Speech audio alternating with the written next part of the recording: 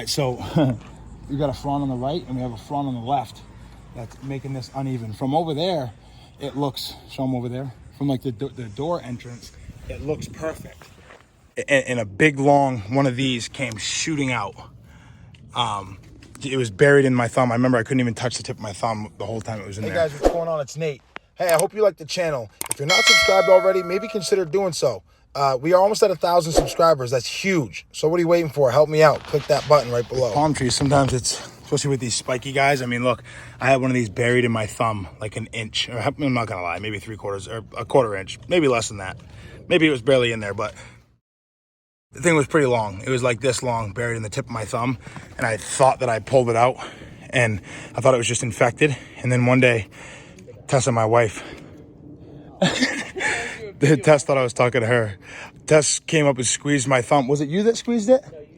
Oh, I squeezed the tip of my thumb like this. This was like a month after. And a big long one of these came shooting out. It was buried in my thumb. I remember I couldn't even touch the tip of my thumb the whole time it was in there. But with these, what you see a lot of people doing, especially homeowners, you see them come out to the ends and they cut the ends of them. And with palms, any type of palm, you want to really avoid that because you're just going to kill the frond. I mean, look, it happened right here. See how it's all yellow here?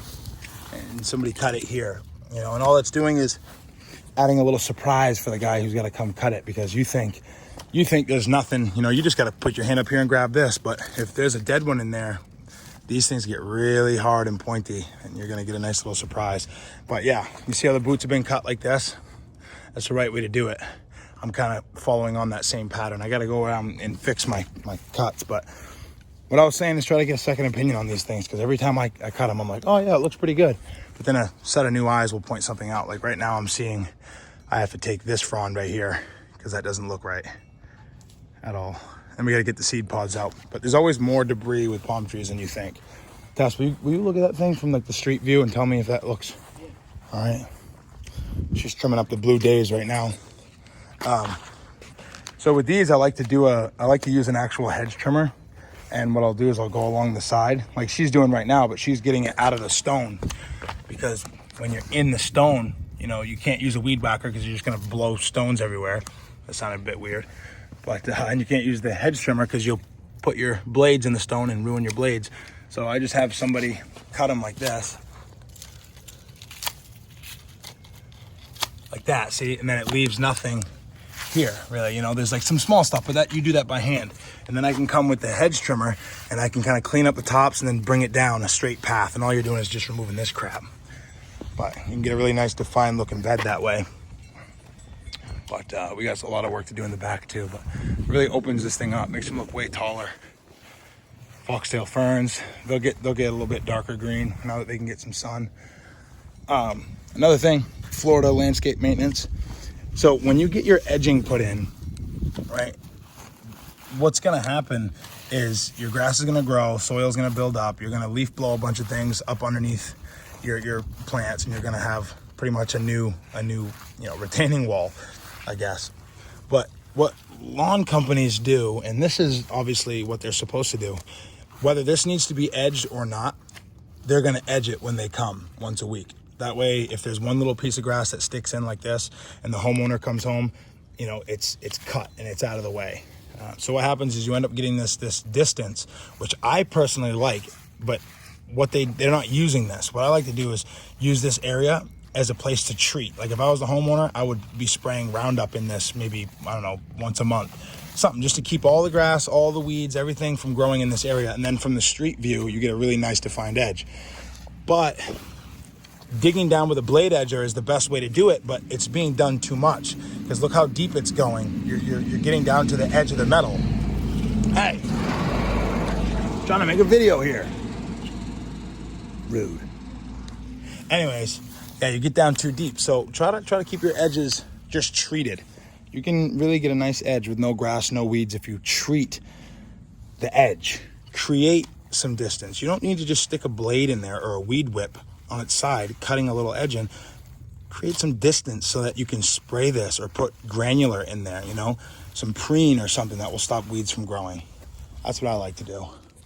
But yeah, I guess this video is just going to be about a bunch of tips and things. Haven't made a landscape video in a while, so that's what we'll do today. Before and afters. Podocarpus. They get real leggy. They lean over like this. Can't really do anything really to prevent that. If you tie it up, if you tie it up, it really just makes them weaker. In nurseries, what they do, or people who grow medical marijuana, if your plant's getting really leggy and it's starting to lean over, what they'll do is they'll actually not tie it up. They'll put a fan on it, just blowing on it gently. And that constant, force being pushed over like this strengthens the fibers in the stem and actually creates it, makes it so it can stand up straight. So keep that in mind. If your plant's leaning over like this, tomatoes, don't panic, don't tie them up unless you really need to. All right.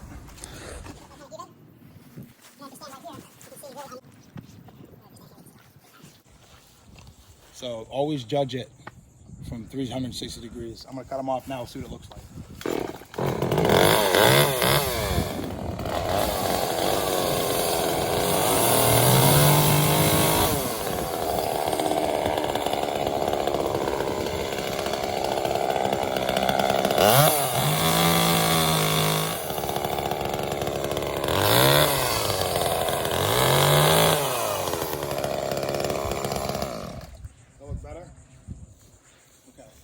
Now we're looking nice. Look how much taller the tree looks too. But yeah, that's all. One thing that'll save you tons of time, homeowner or dude who's just going through the struggles like I am of learning how to be efficient as an owner-operator.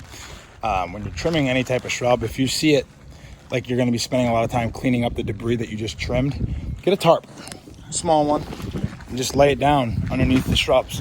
And if you're using hedge trimmers like this, just kind of when you go to cut, instead of going, side to side a lot, or if you go side to side, just come in and then push it over onto the tarp like that. It works really nice. I'll demonstrate. Boom, bam, lay it down like this. I mean, you don't have to tuck it in all the way crazy like that. As long as you have something to collect a lot of the debris. Some people might say, well, what if it goes to the back? Well, you try not to. This is just to help.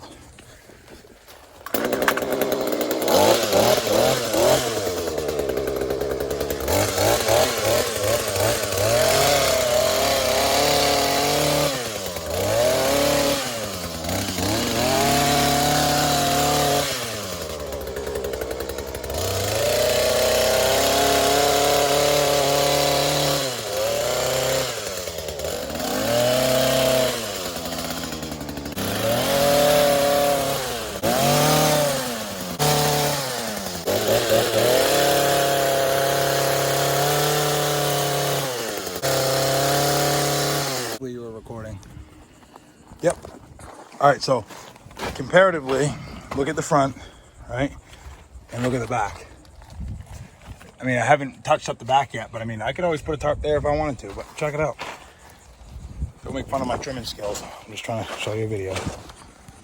All right, so what I have learned about Podocarpus is that when you are looking for privacy and you want these things to grow tall so you don't have to see the neighbors, you can clip the tops of them, because look as they grow up, you see how it's nice and thick here, right?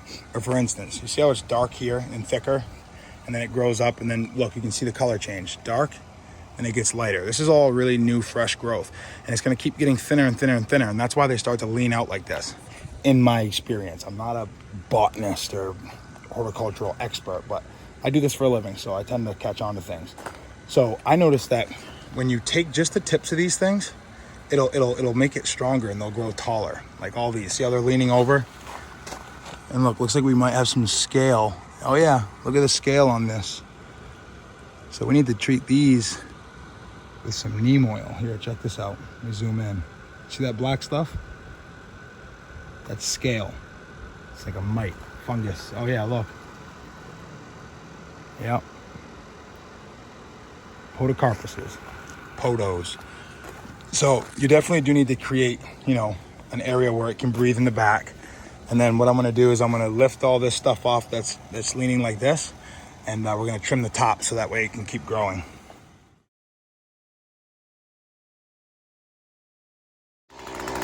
When you're trimming these Podocarpuses, you want to go upwards with the trimmers first. Instead of just going down, Because when you go down, you're gonna grab too much stuff. Go upwards and then see what you got left.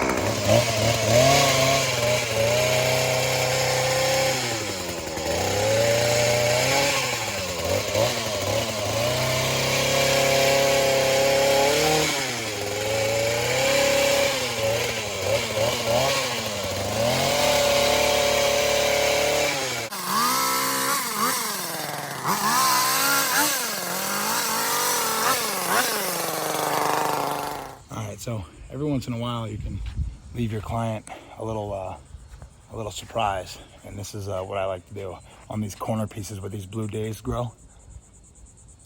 Might look bad from that angle, but check it out. Just leave them a little heart. No big deal. Thanks for your business. That's all. Well, so far so good. Look how nice this looks. Now we got to go out back. Do the same thing here. Remember that trench that I was talking about? You leave that little trench right there so you can treat. Boom. Contrast. Get the saw. Let's go out back and do some trimming.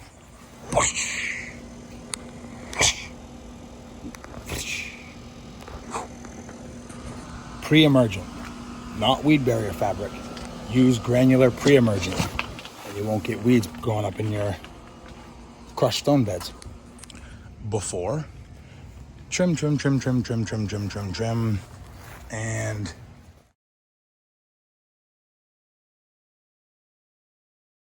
after. Thinned out, moved a bunch, got all the weed back. I still have to leaf blow, but I mean, look at the difference. That's all the stuff that came out of there.